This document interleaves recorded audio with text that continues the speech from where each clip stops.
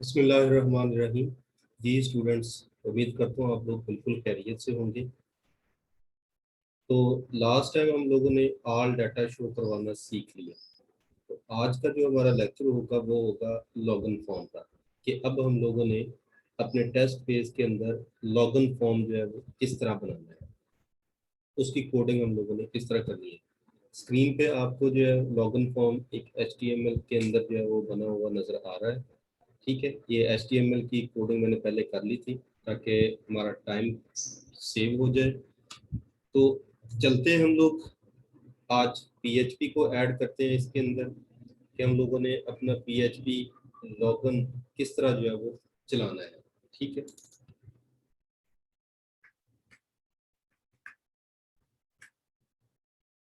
ये HTML का हमारा कोड जो है वो नज़र आ रहा है। HTML के एंड पे लिख लें या शुरू पे लिख लें, जहाँ मर्जी लिख लें। PHP की कोडिंग जहाँ मर्जी लिख लें, उसका कोई इशू नहीं है। इसलिए मैं इसे जो है वो लिखता हूँ, एंड पे लिख देते हैं हम लोग। ठीक है, PHP स्टार्ट करना आपने, और इसी तरह PHP को जो है वो क्लोज भी कर देंगे। ये ठीक हो गया। अब सबसे पहले जो है वो हम लोगों ने अपनी कनेक्शन फाइल जो है वो ऐड करनी है। उसके लिए आप लोगों ने क्या करना है जी, इंक्लूड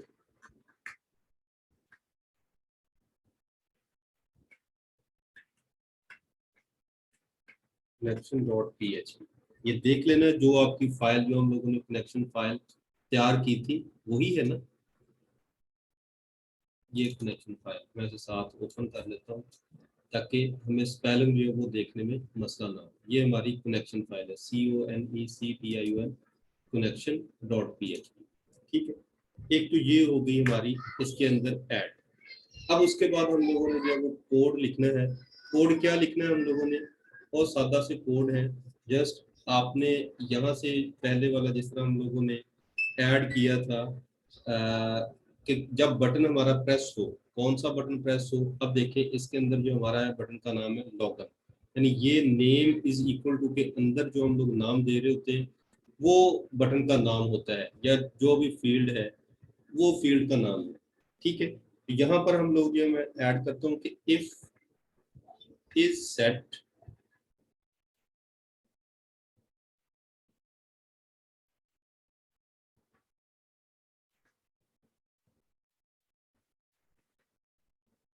इज सेट, उसके बाद ब्रैकेट फिर शुरू,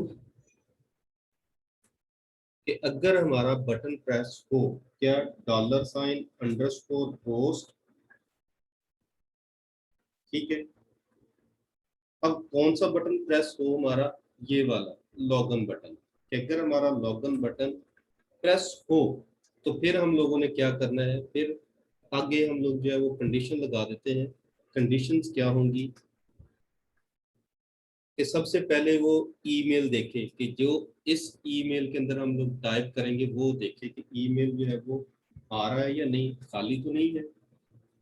यहाँ पे हम लोग जो है वो एक बना लेते हैं variable, email is equal to $underscore post, और क्या चीज पोस्ट हो रही है, ईमेल। स्पेलिंग आप लोगों ने बिल्कुल ये वाले लिखने हैं जो हम लोगों ने यहाँ पर लिखे हुए हैं। ठीक है, यानी name is equal to email है, और वही स्पेलिंग आप लोगों ने यहाँ पर लिखने हैं। यहाँ पर इसको हम लोग जो है वो बंद कर रहे हैं, क्लोज कर रहे हैं। इसी को मैं कॉपी कर लेता हूँ और नीचे एक पेस्ट कर लेता हूँ, उसमें लिख लेते हैं पासवर्ड। ठीक है, पासवर्ड नेम जो है वो हमारा क्या है, PAS है, PASWORD, यानी ये वाला जो है पासवर्ड, ये वाला, ये हमारा पासवर्ड है। वही स्पेलिंग आप लोगों ने सेम यहाँ लिखने हैं, और इसका वेरिएबल जो है वो भी आपने चेंज कर देना, उसका नाम भी मैं पासवर्ड रख लेता हूँ, क्योंकि हम लोगों ने आगे जो है वो वेरिएबल्स को इस्तेमाल करना है, जिससे हमारी कोडिंग जो है वो ये वाली जो हमने इस्तेमाल किए वेरिएबल्स, इनमें जो डाटा आएगा वही हम लोगों ने आगे लेना है। अब यहाँ पर ये तो हो गया हमारे, हम लोगों ने ऊपर जो है वो बटन भी प्रेस हो गया, दोनों ईमेल और पासवर्ड वाली जो फील्ड फील्ड थी वो भी हम लोगों ने लिख दी है। अब क्यूरी लगा देंगे यहाँ पर, क्या लगाएंगे, कोई भी एक हम लोग वेरिएबल डिफाइन कर लेते हैं, मैं कह लेता हूँ उसको क्यूरी ही कर लेते हैं। क्यूरी इज इक्वल टू, ठीक है, इज इक्वल टू लगा के या तो इसी तरह डायरेक्ट लिख दे या ये वाले एक दफा छोड़ के MySQL I underscore query, अब ब्रैकेट शुरू करनी है और ये वाले जो है डबल कोटेशन वो शुरू कर देने, ठीक है। अब इसके अंदर जो है मैं लिख लेता हूँ, क्या लिखना है जी, सबसे पहले जो हम लोगों ने अपने कनेक्शन फाइल के अंदर एक कनेक्शन तैयार किया था, वेरिएबल बनाया था, वो वेरिएबल क्या था, CONN के नाम से। अब कॉमा, अब इस क्यूरी के अंदर जो हम लोगों ने लिखना है सिलेक्ट, सिलेक्ट करे, क्या करे, मैं कहता हूँ सारा डाटा सिलेक्ट कर ले, कहाँ से करे, फ्रॉम जो हमारा टेबल है। अब हमारे टेबल का नाम क्या है, यूजर्स,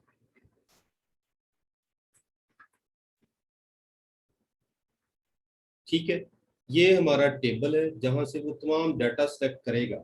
अब तमाम डाटा जो है वो सिलेक्ट कर रहा है और कंडीशन अब हम लोगों ने यहाँ पे लगा देनी है, कौन सी, कि कहाँ से डाटा सेलेक्ट करे, where where email is equal to, अब ये वाला ईमेल जो हम लोग लिख रहे हैं ये हमारा है डाटाबेस के अंदर जो एक टेबल क्रिएट किया उसका कॉलम नेम, ठीक है। वो अब किसके बराबर हो, मैं लिख देता हूँ ईमेल इज इक्वल टू ये वाला ईमेल जो वेरिएबल है जो हम लोग टाइप करेंगे उसके बराबर आ जाए, ठीक है। ये एंड स्पेस देके ये डबल एंड जो वो लगा देना आप लोगों, ठीक है, यानी डबल एंड ईमेल एक तो देखे कि कौन सा है, और उसके बाद पासवर्ड जो हम लोग जो है वो पासवर्ड, अब पासवर्ड जो हमारा कॉलम नेम जो डेटाबेस के अंदर टेबल बना है उसका कॉलम नेम है PASWORD, ठीक है, इज इक्वल टू $, पासवर्ड, ये हो गया। अब ये दोनों क्यूरीज जो है यहाँ पर ये कंप्लीट हो गई, यानी ये दो चीजें हम लोगों ने कंडीशन लगा दी कि अगर ईमेल और पासवर्ड जो हमारे टेबल के अंदर मौजूद है वो दोनों जो हम लोग अब एंटर कर रहे हैं अगर तो वो मैच हो रहे हैं, ठीक है, तो फिर काम करे, अदरवाइज क्या करे, वो यहाँ पर जो है वो एरर जनरेट कर दे, ठीक है। अब ये हो गया हमारा यहाँ तक, एक क्यूरी कंप्लीट होगी, ये क्यूरी यहाँ से हमने बंद कर दी क्योंकि ये हमारा एक वेरिएबल डिफाइन हो गया क्यूरी, और क्यूरी को लगा के हम लोग ने यहाँ पर ये सेमीकोलन लगा के बंद कर दी। अब लगाते हैं हम लोग कंडीशन कि इफ, कि अगर हमारी क्यूरी जो है वो रन हो, यानी माई SQLi अंडरस्कोर नम, यानी कि नंबर अंडरस्कोर रोज, कि अब अगर हमारी क्यूरीज की जो रोज है वो कितनी हो, किस क्यूरीज की, जो हमारा ये ऊपर हम लोगों ने एक वेरिएबल डिफाइन किया है वो किसके बराबर हो, इज इक्वल टू 0, यानी अगर ये ऊपर वाले पासवर्ड और ईमेल दोनों जो है वो मैच ना हो और रिजल्ट जो है यानी कोई रिजल्ट ना मिले, 0 के बराबर हो, तो फिर हम लोगों ने क्या करना है, फिर हम लोग जहां पर जो है कंडीशन लगाते हैं कि क्या कर दे जी वो एको कर दे, कि स्क्रिप्ट हम लोगों ने लगा देना है यहाँ पर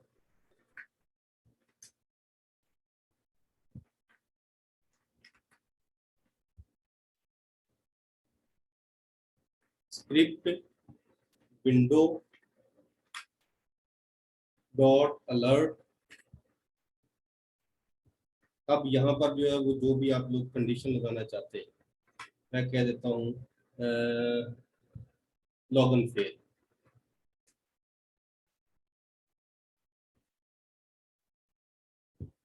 ये, और साथ ही मैं लिख देता हूँ कि यूजर नेम ईमेल और पासवर्ड इज रॉन्ग, ठीक है, ये हो गया, ये ब्रैकेट बंद कर देंगे यहाँ तक हमारी। अब ये क्यूरी जो है हमारी यहाँ पर जो है वो कंप्लीट हो जाएगी, कि अब हमारा क्या होगा कि ये एरर जनरेट कर देगा अगर हमारी कोई भी रो हमें रिट्राइव नहीं होती, ठीक है। अब यहाँ पर जो इसे हम सेमीकोलन लगा के खत्म करते हैं और आ जाते हैं इससे बाहर। अब लगा देते हैं एल्स, अगर क्यूरी रन हो जाए तो फिर क्या करें। एल्स क्या जी, मैं कर देता हूँ हेडर, उसकी आ जाएगी जी लोकेशन,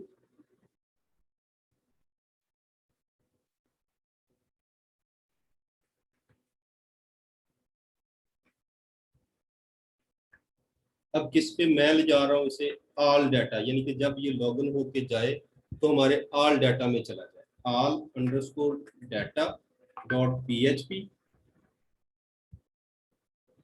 ये मैं बंद कर देता हूँ। यहाँ पर जो है हमारी क्यूरी कंप्लीट हो गई। यानी क्या है कि यहाँ पर हम लोगों ने अपना डाटा जो है वो कंप्लीट कर दिया, यानी क्यूरी लगा के हमने इसे कंप्लीट कर दिया। ये ब्रैकेट्स भी लगानी है, ठीक है। ब्रैकेट्स के अंदर हम लोगों ने लिखना है कि हेडर्स जो है वो क्या है। अब इसको मैं करता हूँ सेव, ठीक है। सेव करने के लिए, सेव करने के बाद जो है मैं इसे जरा रन भी करता हूँ। मैं एक दफा ऑल डाटा जो है वो भी ओपन कर लूँ।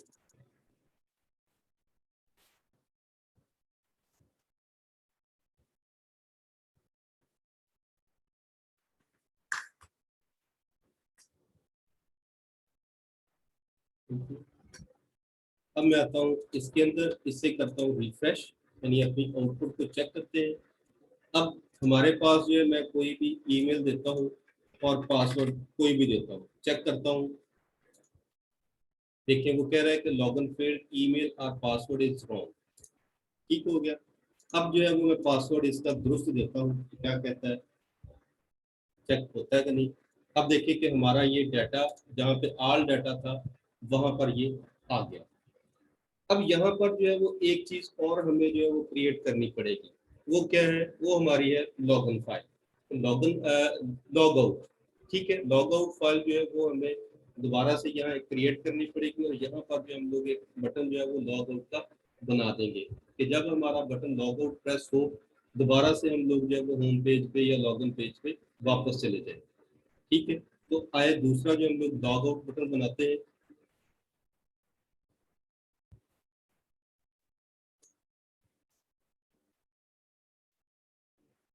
ठीक है। यहाँ पर जो हम लोग एक बटन बना देते हैं, यानी इस यूजर पेज जो है ये वाला हमारा ऑल यूजर जहाँ पे लिखा आ रहा है, इसी के अंदर हम लोग एक लॉग आउट का बटन बनाते हैं। पहले एक लिंक लगा देते हैं, ठीक है। वो लिंक लगाने के लिए क्या है, आपने href इज इक्वल टू, अब फाइल का नाम जो है वो आपने जो भी रखना है, लॉग आउट में कर देता हूँ, लॉग आउट डॉट PHP, ठीक है। और ये बंद करके यहाँ पर जो है मैं लिख देता हूँ लॉग आउट, यानी कि ये हमारी आउटपुट में शो हो जाएगा। अब लॉग आउट फाइल जो है वो बनाते हैं हम लोग, उसके लिए हम लोगों ने क्या करना है, जस्ट एक जो हम लोगों ने अपने फोल्डर के अंदर आना है पहले, ठीक है। फोल्डर के अंदर आके एक लॉग आउट वाली फाइल जो है वो क्रिएट कर लेनी है। यहाँ पर जो है मैं लॉग आउट 1.php का, ठीक है। यानी एक नई फाइल बना रहा हूँ मैं, उसके अंदर हम लोगों ने कोडिंग करनी है logout.1.php। यहाँ पर भी इसका नाम जो है लॉगआउट 1 कर देता हूँ,